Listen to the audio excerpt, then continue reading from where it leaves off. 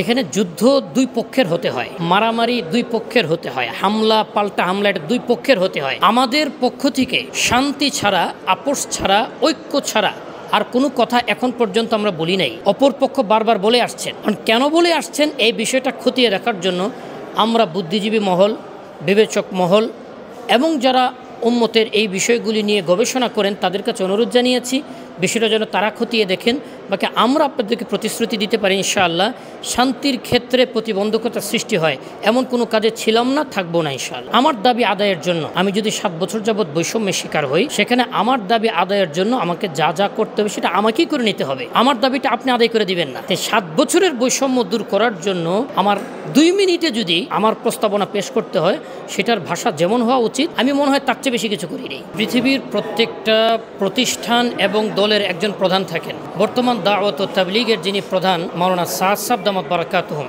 যিনি ইন্ডিয়ার নিজামুদ্দিন মার্কাজের আমির এবং সেখান থেকে সারা পৃথিবীর দাওয়াত ও তাবলীগের কাজকে তিনি নিয়ন্ত্রণ করেন। পাকিস্তান এবং ইন্ডিয়া প্লাস বাংলাদেশের কয়েকজন নেতৃত্ব উচ্চাভিলাষী ব্যক্তি চাইলেন যে একক ব্যক্তির নিয়ন্ত্রণে সারা পৃথিবীর কাজটা যেন না থাকে, বরং আমরাও যেন সেখানে পার্টিসিপেশন করতে পারি। তো ওনারা 2016 সনে 13 জনের একটা জামাত বানিয়েছিলেন বা একটা গ্রুপ বানিয়েছিলেন। 5 জন পাকিস্তান, 5 জন ইন্ডিয়া এবং 3 জন বাংলাদেশ থেকে। ওনারা চাইলেন যে একক নিয়ন্ত্রণ বাদ দিয়ে এই 13 জন মিলে সারা পৃথিবীর কাজকে পরিচালনা করবেন। তখন পাকিস্তানের যিনি প্রধান মুরব্বী ছিলেন আব্দুল ওয়াহাব সাহেব, উনি এটাকে রিফিউজ করলেন। তারপরে যখন ইন্ডিয়ার প্রধান মুরব্বী সারা পৃথিবীর সাদ সাহেব দামাত বারাকাতুহুম, ওনাকে দেওয়া হলো, উনিও রিফিউজ করলেন। তখন ওই 13 জন ব্যক্তি মিলে ওনাদের যে সমর্থকরা ছিল তাদের মাধ্যমে তাবলীগের এই বিভাজনটা সৃষ্টি করলেন যে আমরাই চালাবো, কোনো একক ব্যক্তিকে নিয়ন্ত্রণে যেতে দিব না।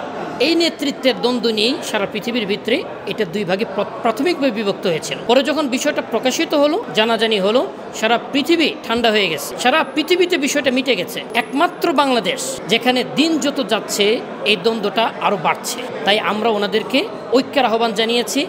আগে যেভাবে তাবলীগের কাজ হতো সেভাবে যেন ওনারা ফিরত আসেন, আমরাও আমাদের জায়গা থেকে আগের জায়গায় চলে যেতে চাই, যেন আমাদের এই দ্বন্দ্বটা মিটে যায়। নিজেদেরকে নেতৃত্বের আসনে আসীন করার জন্য ওই 13 জনের গ্রুপটা করেছিলেন। তারাই সারা পৃথিবীতে এমন একটা পরিস্থিতি সৃষ্টি করতে চাচ্ছেন যেটার মাধ্যমে ওনারা চাপ সৃষ্টি করে একক আমির যিনি, ওনাকে সরিয়ে দিয়ে নিজেরা নেতৃত্বে আসতে চাচ্ছেন। কিন্তু সারা পৃথিবীতে ওনাদেরকে নিচ্ছে না, যার ফলে সাদ সাহেব সারা পৃথিবীতে যাচ্ছেন। আর বাংলাদেশে যেহেতু বিশ্ব ইজতেমা হয়, এখানে সারা পৃথিবী থেকে মেহমানরা আসেন, এখানে সাদ সাহেবকে ওনারা বাধা দিয়ে প্রমাণ করতে চান যে আমরা সারা পৃথিবীতে সাদ সাহেবকে অবাঞ্ছিত ঘোষণা করতে চাচ্ছি। বাট আলটিমেটলি তারা 7 বছরে পারেন নাই, আশা করি পারবেন না ইনশাআল্লাহ। তাই ওনাদেরকে ওনাদের অবস্থানটা তুলে ধরে আমরা ঐক্যের আহ্বান করছি যে আসুন আমরা এক হয়ে যাই। পরিচিত হয়েছেন সাদ সাহেবের অনুবাদক হিসাবে। সাদ সাহেব যখন বাংলাদেশে আসতেন, উনি ইন্ডিয়ান ভাষায় যখন বয়ান করতেন উর্দু এবং হিন্দিতে, এটার অনুবাদক ছিলেন জুবায়ের সাহেব।